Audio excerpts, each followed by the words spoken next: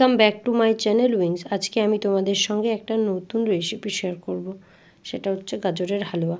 আশা করছি এটা কম বেশি সবারই ভালো লাগবে। তোমরা প্লিজ একবার ট্রাই করে দেখো, আমি গ্যারেন্টি দিচ্ছি তোমাদের খুব ভালো লাগবে।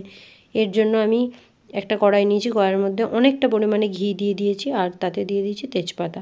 ঘিটা যখন গরম হয়ে গেছে আমি কিছুটা গাজরকে পেস্ট করে রেখেছিলাম, মানে একদম মিহি মিহি করে কেটে রেখেছিলাম, সেগুলো জল নিগড়ে নিগড়ে তার মধ্যে মানে কড়াইয়ের মধ্যে দিয়ে দিয়েছি। দিয়ে ভালো করে নাড়াচাড়া করে ভাজতে ভাজতে এরকম একটা একদম লাল লাল করে ভেজে নিয়েছি।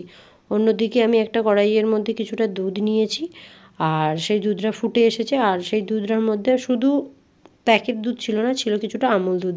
যতটা বেশি দুধ থাকবে তত বেশি টেস্ট হবে। এবার ভেজে রাখা গাজরগুলো আমি অল্প অল্প করেতে দিয়ে দিলাম।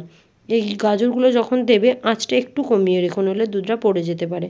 দিয়ে ভালো করে আমি দুধের সঙ্গে গাজরগুলোকে মিক্সড করে নিলাম। তোমরা চাইলে যে গাজরের জলটা ছিল সেটা দিতে পারো, নাও দিতে পারো।